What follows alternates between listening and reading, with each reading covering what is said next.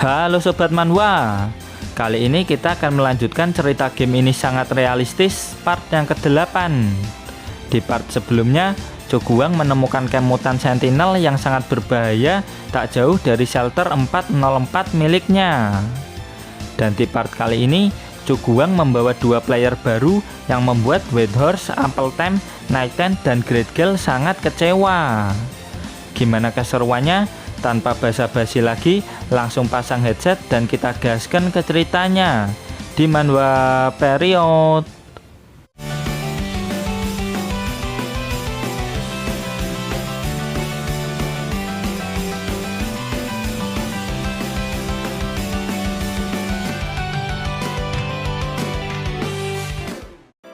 Terlihat Choguang yang sedang berpikir keras tentang bagaimana cara mengolah daging citah mutan ini dengan benar. Tapi berpikir sekeras apapun percuma. Choguang tidak menemukan cara lain selain mengawetkan daging ini di dalam kulkas.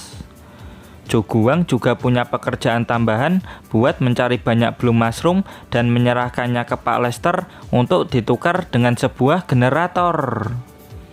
Dengan ini, Choguang baru bisa memikirkan cara untuk mendapatkan kulkas. Soalnya percuma juga jika dia punya kulkas tapi nggak punya generator listrik. Minggu ini, karavan Pak Lester tidak akan ke Camp Beach Street. Jadi Choguang masih punya banyak waktu untuk mengumpulkan blue mushroom sampai akhir bulan nanti. Tapi sayang sekali, stok makanan yang Choguang punya saat ini tidak akan cukup untuk bertahan sampai akhir bulan nanti. Buat makan aja susah, gimana mau beli kulkas? Ibarat kata, gaya elit ekonomi sulit. Batin Choguang sambil berjalan masuk ke dalam shelter. Singkat cerita, selama 3 hari ini, Choguang terus berburu citah mutan untuk stok makanan mereka selama beberapa hari ke depan. Choguang kembali ke shelter antara siang hari atau sore hari untuk memasakkan sup daging citah buat para player. Saat gabut, Choguang terus belajar teknik pengasapan daging yang dilakukan oleh para pedagang sate daging di Camp Beach Street meskipun selalu gagal. Terus gara-gara keempat playernya fokus dengan pekerjaannya masing-masing, Choguang sendiri yang melakukan daily misi system sehingga reward yang dia dapatkan cuma 7 poin doang. Karena tidak hobi menabung, Choguang pun membuka basic blind box. Bukan permen yang didapat, tapi Choguang mendapatkan sebotol kecap bango. Dengan mencampurkan kecap bango ini, pasti bisa meningkatkan selera makan Nighttime dan kawan-kawannya. Yah, setidaknya begitulah harapan Choguang. Di luar, terlihat kalau Nighttime dan kawan-kawan mulai bosen dengan menu makan yang itu-itu aja. Ya Tuhan, makan daging rebus setiap hari membuatku nggak selera makan, ujar Nighttime. Saat pertama, Nighttime sangat senang dengan sensasi makan di game ini. Namun seiring berjalannya waktu, makan daging rebus setiap hari membuatnya sangat tersiksa. Aku mau makan yang lain, salad, hotdog, hamburger, pizza, kentang goreng, ramen. Apapun itu yang penting bukan daging rebus, ujar Nighttime sambil nangis. Betul, setidaknya kasih garam kek, ujar Appletime yang mencoba memakannya. Tidak harus garam, saus, kecap, sambal, apapun itu yang penting daging rebus ini biar ada rasanya, imbuh Appletime sambil mau muntah. Whitehorse malah ingin merebus daging ini ke dalam air wen yang dicampur rempah-rempah. Dia yakin kalau rasanya pasti bakal enak. Yah, namanya juga dunia post-apokalips. Ayo kita syukuri apa yang ada, ucap Whitehorse tanpa dosa. Syukurin dasmu wih, umpat Appletime dengan kesal. Dia sangat kesal ke Whitehorse karena menilai game ini hanya dari perspektif game simulasi. Padahal selain simulasi, banyak konten yang bisa dieksplor di dalam game ini. Kedepannya mungkin akan ada fitur di mana mereka bisa membeli material dengan menggunakan poin yang sudah mereka kumpulkan sampai saat ini. Nighten sangat berharap supaya pihak developer segera menambahkan fitur seasoning untuk makanan biar mereka nggak tersiksa dengan rasa makanan yang gitu-gitu aja. Di sisi lain, Gradgel justru ingin menukar poin kontribusinya untuk membeli semua perlengkapan buat mancing atau menangkap ikan. Teman-teman lain pun tidak bisa memberi komentar apapun. Nighten pun bertanya tentang kemajuan produksi semen yang dilakukan sama Whitehorse. Dengan penuh kesombongan, Whitehorse yakin jika semen buatannya sebentar lagi pasti akan berhasil. "Kau ini beneran apa cuman bercanda?" tanya Nighten. Tentu saja Whitehorse tidak bercanda. Dirinya dan Uncle Tem bahkan mulai belajar bagaimana cara membuat batu bata. Namun tanpa cetakan, bentuk batu bata yang mereka buat tidak rapi meskipun masih bisa digunakan. "Kenapa tidak buat cetakan dari kayu?" tanya Nighten. "Tidak semudah itu, Dek," ujar Uncle Tem. Uncle Tem menerangkan bahwa membuat cetakan semen yang rapi dari kayu tidak semudah kelihatannya. Itu perlu skill tingkat tinggi. Di game yang pernah dimainkan Uncle Tem dan teman-temannya dulu, untuk membuat sebuah kerajinan tangan seperti itu perlu level yang tinggi. Setelah mencapai level tinggi, Uncle Tem dan teman-temannya baru bisa membuat sebuah rumah di game tersebut. Karena game Wasteland Online sangat realistis, maka tingkat kesulitan untuk membuat sebuah kerajinan tangan sangatlah tinggi jika orang tersebut bukanlah ahlinya. Nighten dan Gradgel tidak bisa berkomentar jika Uncle Tem sudah mulai ngomongin tentang dunia game. Gradgel merasa kalau apa yang dikatakan Uncle Tem ada benarnya. Mau berjuang sekeras apapun, jika hal itu bukanlah keahliannya di dunia nyata, tetap akan percuma dan berujung dengan kegagalan. Gradgel belum pernah mencoba menangkap ikan di dunia nyata. Dia hanya melihat tutorial yang ada di YouTube, dan hasilnya zonk sampai sekarang.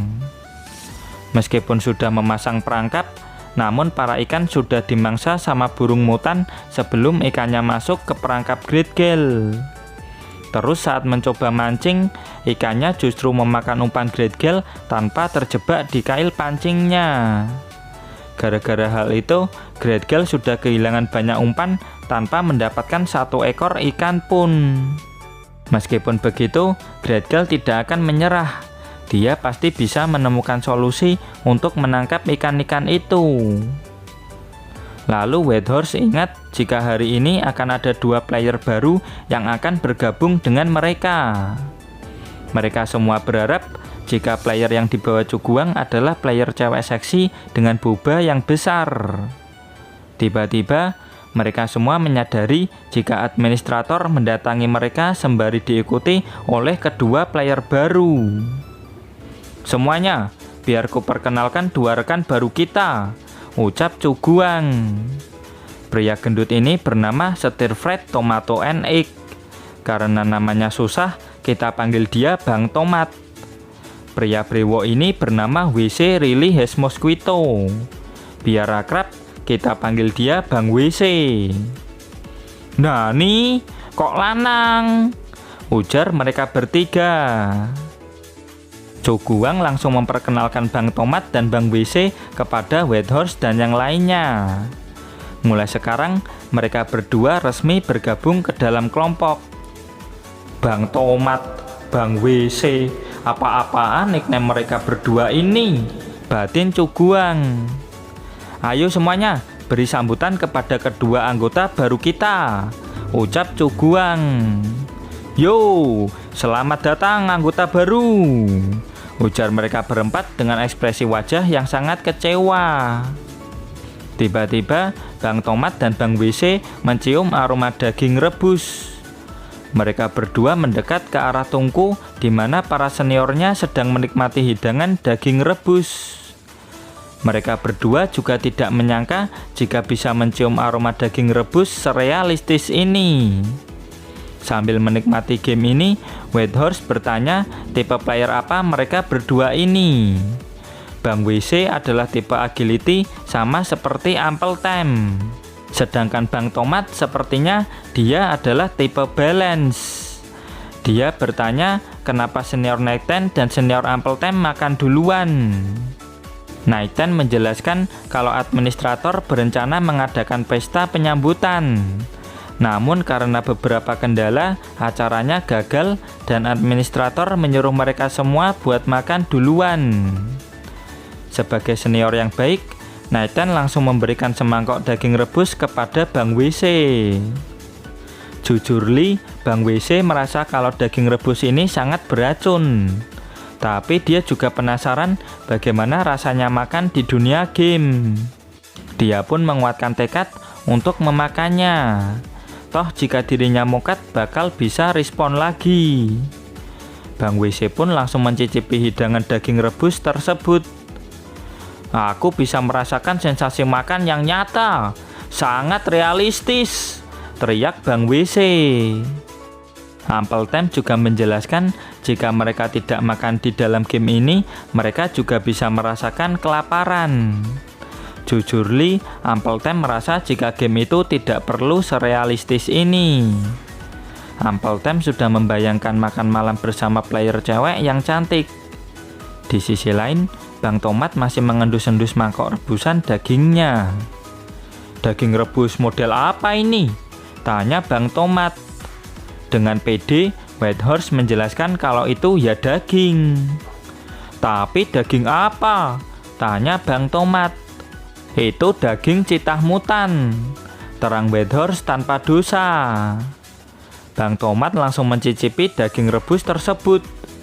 Wah, rasanya menjijikkan, tidak ada seasoningnya, ujar Bang Tomat. Maklum tolol, ini kan dunia pos apokalips, nyari rempah-rempah itu susah gendut, ujar Nighten, Ample Time, dan Great Gal. Lalu Whitehorse membisikkan sesuatu kepada Bang Tomat. Jika kau pandai masak, diskusikanlah dengan administrator, dia akan memberimu reward yang besar. Sontak Bang Tomat langsung senang dan akan mencoba berbicara dengan administrator. Lalu Bang WC bilang ke Whitehorse kalau dirinya ini adalah seorang ahli kerajinan. Kerajinan katamu? Teriak Whitehorse. Bang WC mengaku kalau pekerjaannya di dunia nyata itu adalah seorang pengrajin kayu. Kalau Whitehorse tertarik, dirinya akan memberikan diskon untuk pembelian pesanan pertama. Kebetulan sekali, Ample Time dan Whitehorse butuh seorang pengrajin untuk membuat cetakan semen yang presisi. Tunggu, biarkan aku selesai makan, teriak Bang WC. Kerja dulu baru makan. Sekarang kau kuangkat sebagai asisten keduaku, teriak Whitehorse sambil membawa Bang WC pergi ke tempat pembuatan semen. Tolong aku Bang Tomat, teriak Bang WC. Dan seperti inilah pemandangan yang dibayangkan sama Bang Tomat. Dia juga menengok ke arah senior lain yang juga terlihat sama anehnya. Apalagi Nighten. Impiannya bermain game ini adalah bertemu dengan onesan-onesan cantik dan bersenang-senang dengannya. Bang Tomat semakin yakin jika Nighten ini pasti seorang wibu yang punya pacar karakter 2 dimensi. Yah, itu tidak penting baginya. Saat ini yang paling penting adalah mengeksplor game ini lebih jauh lagi karena dia hoki bisa mendapatkan slot untuk mencoba beta test. Di tempat lain, Bang WC sudah berhasil membuatkan Whitehorse dan Ample Time cetakan batu bata dari kayu. Whitehorse merasa jika dengan bantuan Bang WC Mosquito, dirinya pasti bisa menyelesaikan produksi semen ini dengan sempurna. Cetakannya udah cukup belum? Tanya Bang WC sambil menyeka keringat. Sontak Whitehorse langsung memuji Bang WC. Tanpa bantuan Bang WC, mana mungkin mereka bisa mencetak batu bata sebagus ini. Kedepannya nanti, Whitehorse akan mengangkat Bang WC sebagai wakil mandor bangunan di camp ini. Dan singkat cerita, mereka pun mulai mencetak batu bata. Whitehorse dan Ampletemp mulai menyusun batu bata yang sudah kering tersebut menjadi sebuah perapian. Dan jadilah perapian yang jauh lebih baik dari sebelumnya. "Kau yakin ini bakal berhasil?" tanya Ampletemp. Whitehorse sendiri sebenarnya juga ragu. Namun sebagai orang yang paling berpengalaman di bidang proyek di sana, dia sangat yakin kalau perapian ini pasti akan berhasil membuat semen dengan kualitas yang baik. Namun Ampletemp masih tidak yakin dengan hal itu. "Yakinlah padaku," bentak Whitehorse. Dia langsung mengajak Ampletemp pergi dari situ. Sembari menunggu proses ini, mereka berdua berencana pergi ke kilang semen. Dan kali ini mereka akan menggunakan udara lebih banyak dari sebelumnya sebelum lockout. Di sisi lain, Cho Guang sangat senang karena para playernya sangat antusias. Di tempat lain, Bang WC berhasil membuat jebakan ikan dengan bahan material seadanya. Bang WC mengganti model jebakan silinder ke model persegi panjang seperti ini. Dirinya mengganti batang kayu yang lemah dengan bekas baja untuk memperkuat strukturnya. Nighttime dan Great Gall pun senang. Perlengkapan menangkap ikan mereka akhirnya di-upgrade sama Bang WC. Dengan bantuan Bang WC, Nighttime berharap kedepannya nanti bakal bisa nangkep Putri Duyung. 3 sekawan ini pun langsung gas pergi ke danau untuk menangkap ikan. Daripada gabut, Cho Guang pun melanjutkan kegiatannya untuk membuat daging asap dari daging hyena yang sudah dikumpulkan. "Apa yang sedang Anda lakukan, administrator?" tanya Bang Tomat. Kalau tidak salah ingat, Cho Guang merekrut si gendut alias Bang Tomat ini karena pekerjaan asli Bang Tomat ini adalah seorang koki. Cho Guang menerangkan bahwa dirinya sedang belajar teknik pengasapan untuk daging hyena ini. Cho Guang juga menunjuk Bang Tomat sebagai chef di shelter 404 ini. Cho Guang juga menjelaskan kalau saat ini tujuan mereka semua adalah membangun kembali pos keamanan umat manusia di dunia post-apokalips ini. Untuk persiapan pembangunan skala besar itu, Cho Guang berniat merekrut 100 anggota lagi sebelum musim dingin tiba. Dan karena itu, Cho Guang membutuhkan bantuan Bang Tomat. Sebagai seorang koki, tugas Bang Tomat adalah membuat masakan untuk para player yang akan datang tersebut. Menjadi koki di dunia ini sih tidak masalah bagi Bang Tomat.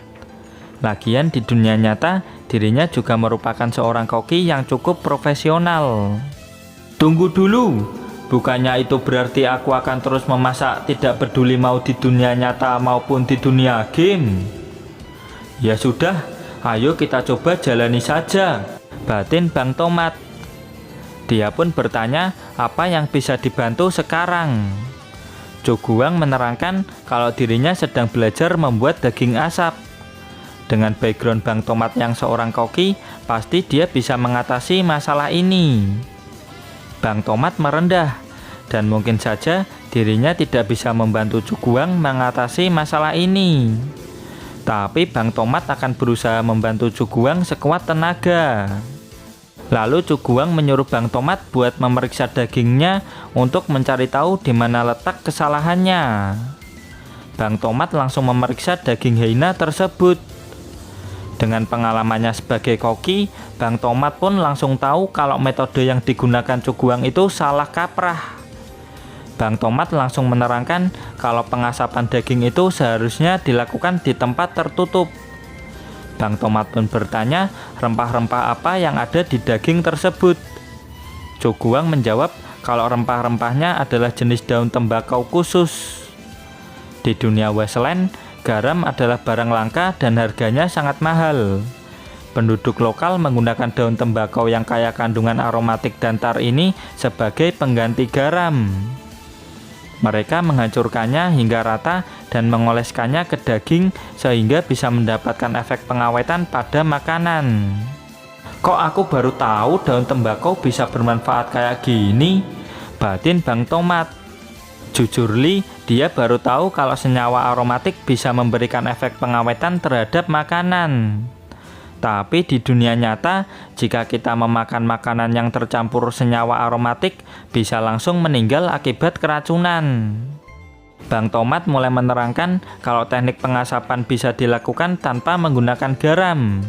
Namun rasanya tidak akan seenak jika pakai garam. Jujur, Bang Tomat tidak familiar dengan metode yang digunakan Cuguang. Teknik pengasapan yang digunakan Cuguang sangat tidak cocok untuk pengasapan daging dan sangat berbahaya bagi kesehatan untuk jangka panjang.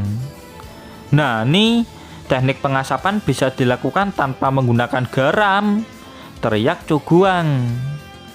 Mikroorganisme membutuhkan kelembaban untuk bisa bertahan hidup. Proses pengasapan membutuhkan pengeringan kelembaban di dalam daging, sehingga daging akan memiliki efek dehidrasi. Garam cuma sebagai bumbu tambahan supaya rasanya enak. Tanpa garam pun masih layak untuk dimakan. Apalagi jika Cuguang punya kecap atau saus. Jadi garam tidak terlalu penting untuk saat ini. Jika daging punya lemak yang tinggi, proses dehidrasinya juga akan lebih lama tergantung dari jenis dagingnya. Apapun kondisinya, jika pengasapan dilakukan di tempat terbuka tidak akan pernah berhasil sebanyak apapun Cuguang mencoba. Jika teknik pengawetan makanan bisa dilakukan tanpa daun tembakau ini, maka itu akan memangkas pengeluaran Cuguang lumayan banyak. Tapi Cuguang ingat kalau penduduk di Cambridge Street memakan daging tidak sehat ini hampir setiap hari. Mungkin tubuh mereka kuat karena sudah bisa beradaptasi dengan dunia wasteland. Buktinya mereka bisa bertahan sampai sekarang. Jadi bisa disimpulkan bahwa skill bertahan hidup yang dia pelajari dari para penduduk Cambridge Street tidaklah salah. Dengan ini, Cuguang pun mempercayakan persoalan makanan kepada Bang Tomat. Dengan ini, Cuguang tidak perlu memikirkan cara mengawetkan makanan lagi. Bang Tomatlah yang akan melakukannya untuk Cuguang. Dengan begitu, persoalan makanan sudah selesai. Sekarang waktunya Cuguang menambah player untuk meningkatkan produktivitas yang ada di Camp 404. Hanya dengan mereka berenam, benteng luar tidak akan bisa diselesaikan sebelum akhir bulan. Jadi Cuguang harus segera membawa banyak player untuk membantu ke-6 playernya saat ini. Luar biasa, kita berhasil, teriak Bedhorst dan Appletime. Administrator yang terhormat, kami berhasil, teriak Bedhorst dan Appletime. Mereka berdua langsung mengajak Cuguang pergi ke kilang semen. Apa itu? Tanya Cuguang. Benda mirip tai berwarna abu-abu gelap ini adalah semen silikat. Semen dengan kualitas yang bagus untuk saat ini. Dan sayang sekali, chapter pun berakhir sampai di sini. Tapi tenang aja, kita akan lanjut lagi kalau chapter 27-nya sudah rilis. Dan terima kasih buat kalian yang selalu hadir dan komen di setiap video admin. Terus dukung channel ini dengan cara like, comment, subscribe. Dan jangan lupa kultivasikan loncengnya juga. Sampai jumpa lagi di video berikutnya. Bye-bye.